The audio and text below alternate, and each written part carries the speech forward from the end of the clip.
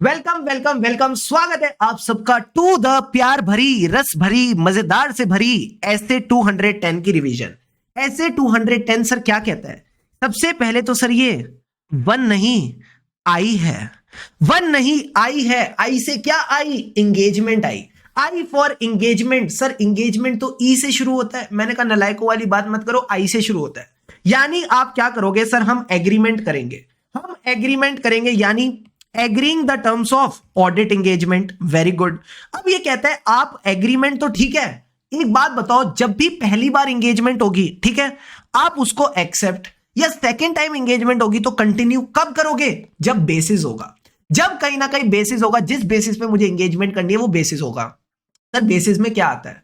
Basis में आती है दो चीजें। सर क्या? सबसे पहले तो प्री कंडीशन, हमारी कुछ शर्तें हैं, ये शर्तें पूरी करोगे तो ही हम ऑडिट एक्सेप्ट करेंगे। Very good. दूसरी चीज ये कहते हैं कॉमन अंडरस्टैंडिंग होनी चाहिए। ये तो आप भी जानते हो, ये तो जेनजी वाले सारे बच्चे जानते हैं कि अगर आप किसी के साथ एग्रीमेंट कर रहे हो तो क्या होनी चाहिए? Common understanding. Very good. तो प्री कंडीशंस फॉर ऑडिट होनी चाहिए एंड कॉमन अंडरस्टैंडिंग होनी चाहिए between the auditor and management. Sir pre condition क्या थी? सबसे पहले जैसी मैंने बोला प्री कंडीशन यानी पहले ऑडिट के पहले कौन आया? Financial statement. उससे पहले कौन आया? एफआरएफ।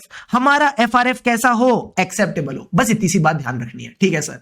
उसके बाद आप मैनेजमेंट के साथ एग्रीमेंट करोगे कि वो एक्नॉलेज करती है, समझती है, वो एक्नॉलेज करती है, वो समझती है क्या? उसकी रिस्पॉन्सिबिलिटी। जल्दी से उसकी रिस्पॉन्सिबिलिटी बता दो फेज वाइज मैनर में। सबसे पहले तो उसकी रिस्पॉन्सिबिलिटी है फाइनेंशियल स्टेटमेंट बनाना। किसके हिसाब से? As per the FRF.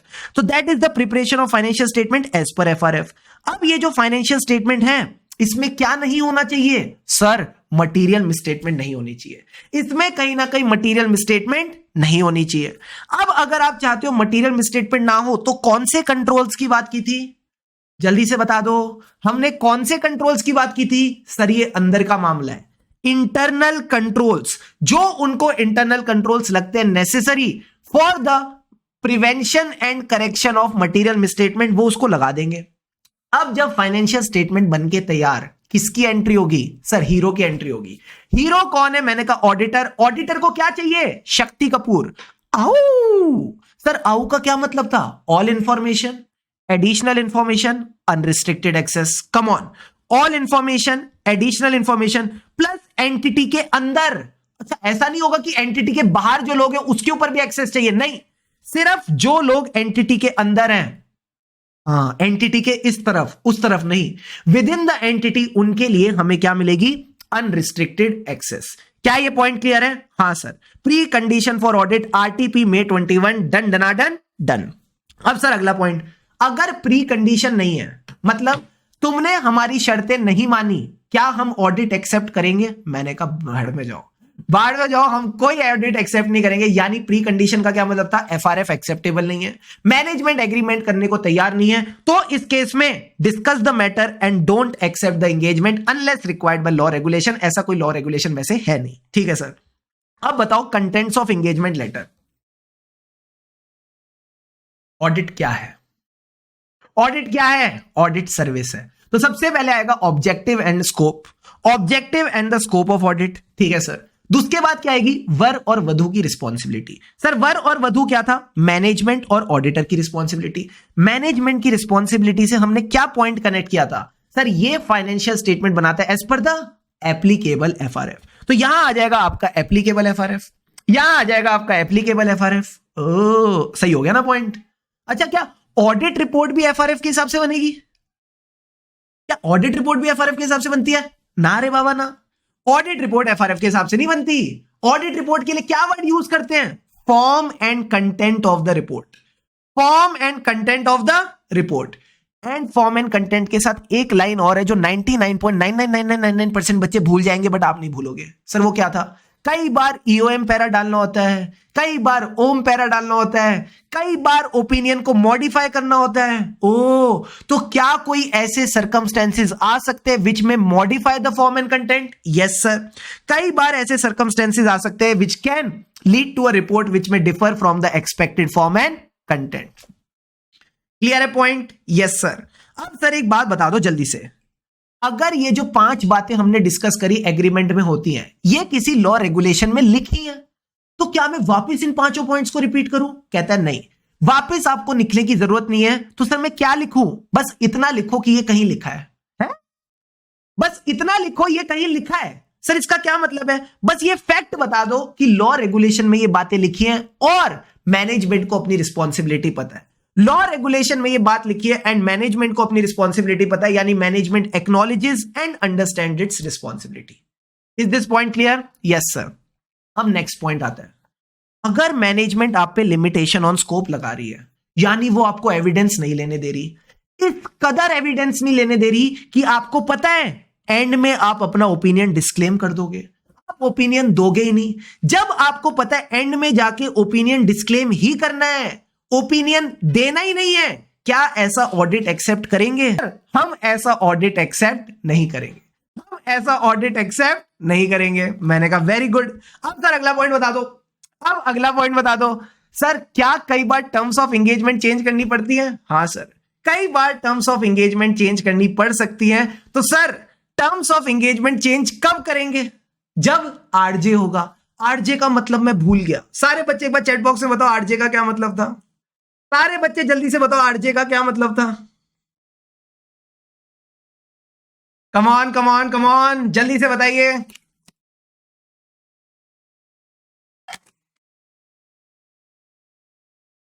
RJ का मतलब है रीजनेबल जस्टिफिकेशन। रेडियो जॉकी नहीं है। गुड मॉर्निंग दोस्तों, रेडियो जॉकी नहीं है। ये क्या है? Reasonable justification. यानी रीजनेबल जस्टिफिकेशन नहीं होगी तो चेंज नहीं करेंगे। 3 तरीके बताओ जब आरजे मिलता है। Sir RCM. आरसीएम का क्या मतलब था? Restriction on the scope imposed by the management और द सर्कमस्टेंसेस। एग्जांपल देके बताओ मैनेजमेंट कैसे रिस्ट्रिक्शन लगा सकता है। मैनेजमेंट कहता है हमारी डेटर के साथ डिस्प्यूट चल रही है, क्योंकि मैनेजमेंट कह रहा है डेटर के साथ डिस्प्यूट चल रहा है तो आप डेटर को कंफर्मेशन नहीं भेज सकते। क्या ये एक रेलिवेंट रीजन है? हाँ सर ये रेलिवेंट रीजन है, कोई दिक्कत नहीं है, एक्सेप्टेड। दूसरा पॉइंट, सर्कमस्टेंसेस। हमारे अकाउंटिंग रिकॉर्ड्स डिस्ट्रॉय हो गए, अब इसमें बेचारा मैनेजमेंट भी क्या करे? ठीक है, एक्सेप्टेड। तो या तो मैनेजमेंट ने इंपोज करी है या सर्कमस्टेंसेस ने। सी का मतलब क्या था? Changes in the circumstances. Changes in the circumstances यानी जो आप ऑडिट कर रहे थे वो क्यों कर रहे थे? क्योंकि बैंक से लोन लेना था, कहीं ना कहीं एंटिटी को बैंक से लोन लेना चाहिए था और बैंक ने ऑडिट रिपोर्ट मांगी थी। ओह, अब बैंक कह रहा है ऑडिट गया भाड़ में, तुम रिव्यू कराओगे तो भी काम चल जाएगा। तो अगर बैंक ने ऑडिट की जगह रिव्यू से भी काम चला लिया तो क्या मैं बोलूं चेंजेस इन द सर्कमस्टेंस है? हाँ sir, there is a changes in the circumstances which affect the need for service. And तीसरा पॉइंट क्या था? मिसअंडरस्टैंडिंग। किसके बीच में? दो ही तो पार्टीज है, ऑडिटर और मैनेजमेंट, इनके बीच में मिसअंडरस्टैंडिंग हो गई। इसका पॉइंट क्या था? मैनेजमेंट कहती अश्योरेंस चाहिए, उनके मन में था लिमिटेड, एज अ ऑडिटर हमें लगा रीजनेबल, तो बेचारी मिसअंडरस्टैंडिंग हो गई। तो ये 3 रीजंस आप इनको रीजनेबल जस्टिफिकेशन मान सकते हो। यही पॉइंट इन्होंने यहां कहा, चेंजेस इन द सर्कमस्टेंसेस और मिसअंडरस्टैंडिंग को आप रीजनेबल जस्टिफिकेशन मान लोगे। बट एक बात ध्यान रखना, जब आपको सफिशिएंट एंड एप्रोप्रिएट एविडेंस नहीं मिलता, क्या आपको इसकी इंप्लीकेशन देखनी पड़ेगी? हां सर। इंप्लीकेशन किस पे? अपनी ऑडिट रिपोर्ट पे। अपनी ऑडिट रिपोर्ट पे इसकी इंप्लीकेशन देख लेना। सर कैसे? क्या इसका इंपैक्ट मटेरियल है? अगर मटेरियल है तो फिर क्वालिफाइड और डिस्क्लेमर जा सकते हो। फिर देखो इसका इंपैक्ट परवेसिव तो नहीं, अगर मटेरियल प्लस परवेसिव है तो डिस्क्लेमर, अगर मटेरियल पर परवेसिव नहीं तो क्वालिफाइड। क्लियर है पॉइंट? हाँ सर। फिर सर हमने एक पॉइंट डिस्कस किया, क्या कई बार मैनेजमेंट गड़बड़ हो सकती है, यानी मैनेजमेंट ने जो हमें इंफॉर्मेशन दी है वो कैसी है? ईयू है। सर ईयू का क्या मतलब था? इनकरेक्ट है, इनकंप्लीट है, अनसेटिस्फैक्टरी है। तो क्या ये रीजनेबल जस्टिफिकेशन है कि मैं ऑडिट से रिव्यू पे चले जाऊं? नहीं सर, मैनेजमेंट चोर है। अगर मैनेजमेंट चोर है, गलत गलत इंफॉर्मेशन दे रही है और उसके बाद बोल रही है ऑडिट से रिव्यू पे चले जाओ, ये रीजनेबल जस्टिफिकेशन तो बिल्कुल नहीं है। इसी का एग्जांपल इन्होंने फिर दिया कि अगर मैनेजमेंट डेटर्स का एविडेंस नहीं दे रही, ठीक है, और कहती है ऑडिट से रिव्यू पे चले जाओ, और कहती है ऑडिट से रिव्यू पे चले जाओ, डोंट कंसीडर इट एक्सेप्टेबल, ये भी आप एक्सेप्टेबल नहीं मानोगे। अब आईसीआई आपसे ये वाला सवाल पूछ लेगी एग्जाम में। सर क्या सवाल पूछेगी? आईसीआई पूछेगी कि आप क्या क्या चीजों का ध्यान रखोगे, क्या क्या चीजों को ध्यान में रखोगे ऑडिट से किसी और एंगेजमेंट पे जाते वक्त। सिंपल रखते हैं, किसी और क्या हो सकती है? कोई रिव्यू हो सकता है या कोई और एंगेजमेंट हो सकती है। ठीक है सर, क्या देखेंगे?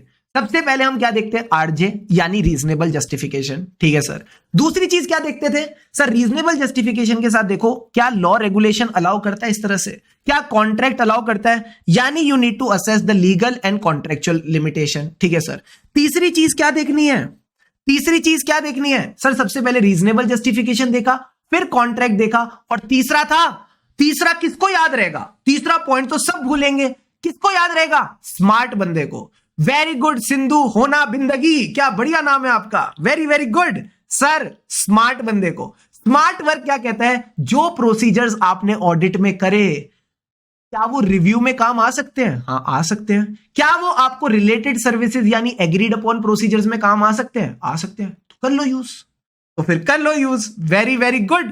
तो ये तीसरा पॉइंट आपने बस ध्यान रखना है कि अगर आपको लगता है रीजनेबल जस्टिफिकेशन है और आप ऑलरेडी अपने प्रोसीजर्स कर सकते हो, तो ये प्रोसीजर्स आप कैरी ऑन कर सकते हो, ये आपके लिए रेलिवेंट हो सकते हैं, ये आपके लिए रेलिवेंट हो सकते हैं to the changed engagement, very very good.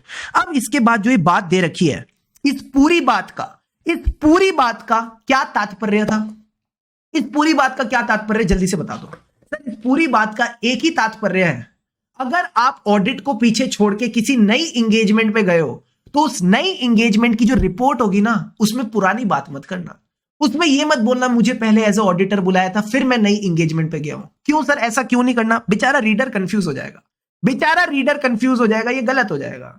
तो कहते हैं रीडर को कंफ्यूज नहीं करेंगे, पुरानी बातों को भूल जाओ, नई शुरुआत करते हैं। तो नई शुरुआत का मतलब है आप ओरिजिनल ऑडिट एंगेजमेंट की बात नहीं करोगे, ओरिजिनल प्रोसीजर्स की बात नहीं करोगे, बट अगर आप ओरिजिनल प्रोसीजर्स को साथ लाए हो, अगर आप ओरिजिनल प्रोसीजर्स को साथ लाए हो, तो उन प्रोसीजर्स को आप मेंशन कर सकते हो। सर ये प्रोसीजर वाली एंगेजमेंट का क्या नाम होता है, agreed upon procedure, come on, agreed upon procedure, clear.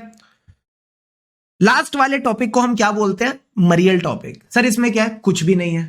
कब कब आपको अपनी ऑडिट एंगेजमेंट टर्म्स को चेंज करना पड़ेगा, पेयरिंग कर लो। सबसे पहले कहते हैं एंगेजमेंट लेटर में 5 चीजें आती है, सबसे पहले कहते हैं ऑब्जेक्टिव एंड स्कोप, उसको लेके मिसअंडरस्टैंडिंग हो गई है, बाकी टर्म्स चेंज हो गई हैं। 3 पॉइंट क्या थे, धंधा बदल गया, धंधा बदल गया, धंधा चलाने वाले बदल गए, धंधे के ओनर बदल गए, कम ऑन एवरीवन, धंधा बदल गया, धंधे चलाने वाले बदल गए, धंधे के ओनर बदल गए। ये 3 पॉइंट क्या थे, significant change in the business, ऐसा ना हो कि बस प्राइसेस को थोड़ा ऊपर नीचे किया तो वो चेंज बिजनेस नहीं होता, कह रहे significant change in the nature and size of the business. दूसरा, धंधे के चलाने वाले, जूनियर मैनेजमेंट या senior management, senior management, change in the senior management. Owner कौन सा, मेरे जैसा एक शेयर होल्डर वाला नहीं, significant change in the ownership, ठीक है। तो ये 3 पॉइंट आपने ध्यान रखने हैं। लास्ट में बोलता है क्या, एफआरएफ चेंज हो गया, लॉ रेगुलेशन चेंज हो गया, या रिपोर्टिंग रिक्वायरमेंट चेंज हो गई, याद रहे तो रखना, बाकी काफी है।